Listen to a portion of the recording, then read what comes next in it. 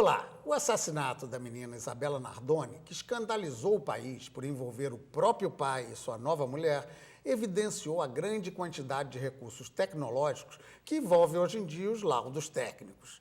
Uma única gota de sangue hoje em dia pode trazer mais informações sobre a cena de um crime do que um eventual depoimento de testemunha. Cada vez mais, a ciência fornece os subsídios para as investigações. Física, química, microscopia eletrônica, são muitas as áreas de estudo, sem falar na já famosa psicologia, pois sempre nos intriga buscar razões ou tentar compreender os motivos dos crimes. Para verificar o quanto a ciência já faz parte da criminalística, ao ponto de ter sido criado um Programa Nacional de Ciência e Tecnologia aplicada na segurança pública, convidamos especialistas no assunto. Talvez seja até mais apropriado dizer verdadeiros peritos. Vamos a eles, então. Originalmente farmacêutico, o Cláudio Cerqueira Lopes tem pós-doutorado em síntese orgânica na Universidade de Berkeley e é professor do Instituto de Química da Universidade Federal do Rio de Janeiro. É um dos criadores do Luminol, o produto nacional que descobre manchas de sangue mesmo em áreas lavadas, invenção essa que está ajudando a desvendar crimes e economizar as divisas do país. Bruno Duarte Sabino, também com graduação em farmácia, ele tem doutorado em biologia celular e molecular e, além de professor de clínica forense na pós-graduação da Universidade Castelo Branco, integra a nova equipe científica do Inmetro, o Instituto Nacional de Metrologia, Normatização e Qualidade Industrial. É perito do Instituto de Criminalística Carlos Éboli. O Dr. Talvani Marins de Moraes, especializado em psiquiatria forense e medicina legal, já foi diretor da Polícia Técnica no Estado do Rio e é atualmente coordenador do Departamento de Ética e Psiquiatria Legal da Associação Brasileira de Psiquiatria. E o delegado Sérgio Lomba, diretor da Academia de Polícia do Estado do Rio de Janeiro, que acaba de criar um novo núcleo de excelência para ajudar a esclarecer cientificamente as peças técnicas elaboradas nos serviços médicos legais. Doutor Sérgio, vamos começar com a sua visão de o quanto a ciência hoje em dia está sendo importante para a investigação policial. Eu digo que a investigação policial hoje em dia, ela depende mais do que nunca da ciência, em razão do aprimoramento do crime, das facilidades que os criminosos encontram, a técnica e a perícia se sobrepõem. Não é comum assistirmos programas americanos sobre onde o perito descobre tudo, não que seja exatamente aquilo, mas cada vez mais se necessita do trabalho pericial em qualquer tipo de investigação. Bem, Cláudio, deixa eu saber por que você, um cientista, acabou dedicado a um produto que está sendo da maior importância, pelo que nós vemos, para a investigação policial. É porque, na verdade, a questão de você achar sangue, né, é fundamental para a elucidação de crimes, eu até concordo, né? E a gente sabe que crimes têm característica multidisciplinar. Na verdade, quando eu me dediquei a esse estudo, eu estava dentro de uma linha de pesquisa que envolvia luz fria. Por exemplo, a mesma luz que emite um vagalume, que é bioluminescência, o luminol, quando toca, né, o sangue, ele emite a quimiluminescência. Em síntese, é o mesmo fenômeno.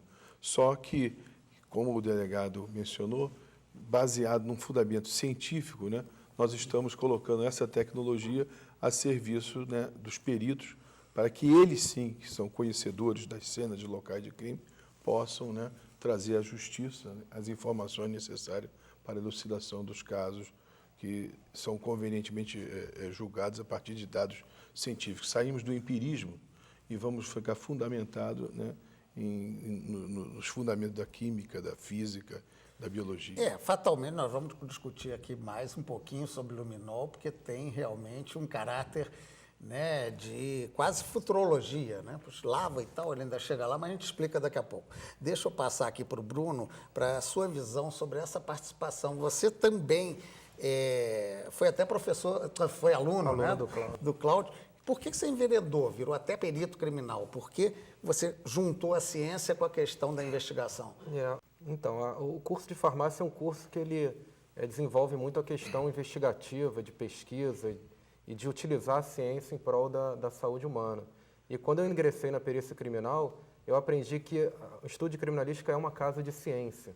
Então, eu pude aplicar os conceitos da universidade na composição dos meus laudos. Ou seja, a curiosidade científica, que é inevitável quem faz ciência, é bastante semelhante também na investigação do crime? Você acha que são Sem coisas dúvida, próximas? eu tenho certeza que um bom perito ele é uma pessoa extremamente curiosa.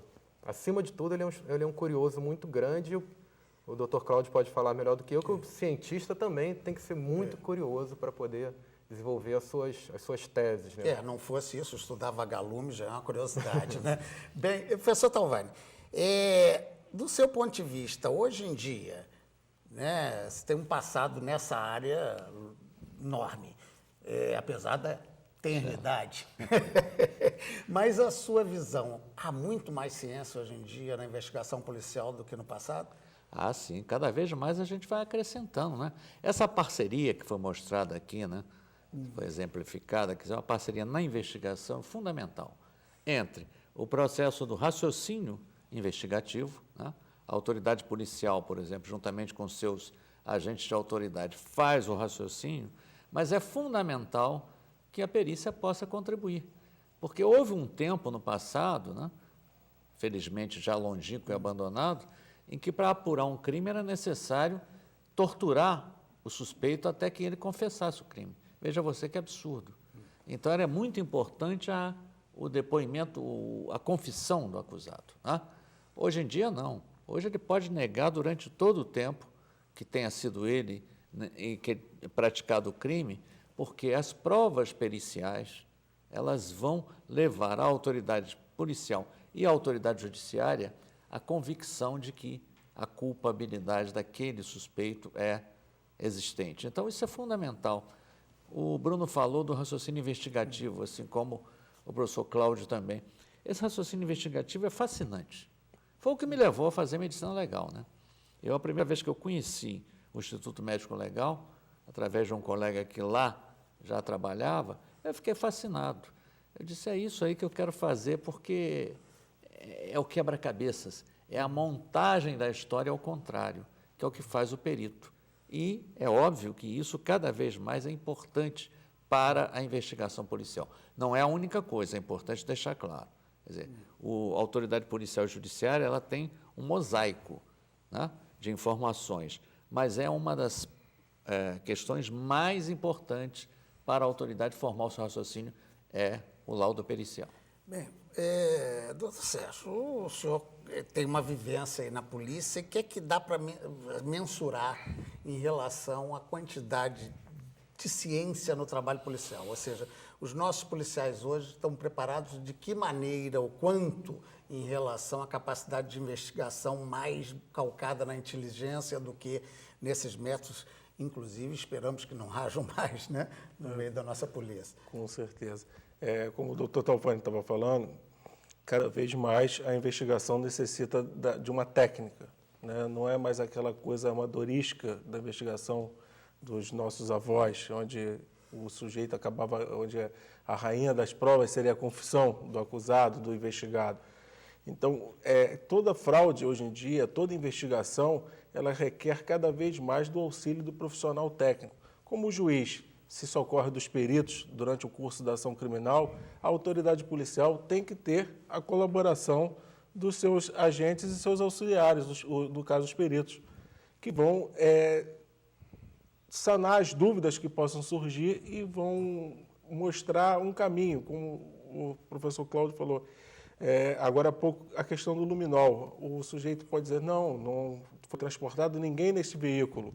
E no luminol vai indicar, houve transporte, há sangue. Quer dizer, a técnica tem que sobrepor atualmente, é uma das melhores ferramentas de investigação. E ela é considerada, do ponto de vista do julgamento, na hora do julgamento, ela se constitui numa prova.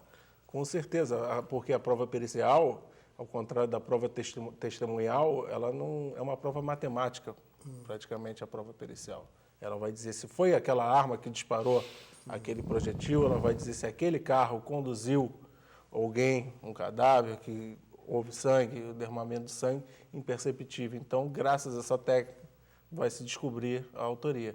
Tá, para a gente terminar essa primeira rodada do nosso Tome Ciência de hoje, eu vou perguntar ao professor Cláudio como é que funciona o luminol na prática. Quer dizer, tem lá uma manchinha de sangue, o sujeito lavou, como é que funciona? O que é o produto? Normalmente, né, os criminosos, eles tratam de lavar e tentar, digamos, dificultar o trabalho dos peritos, né, usando detergentes comerciais, né, para remover, né, vestígios de sangue. Então, o sangue fica, como a gente diz, oculto. Oculto quer dizer, não é visível ao olho nu, né? A gente não consegue mensurar. Porém, quando você joga luminol, que é uma substância do grupo da fitalazida, com uma base e um peróxido, você tem aquela reação que eu vou popularizar, chamar de reação do vagalume.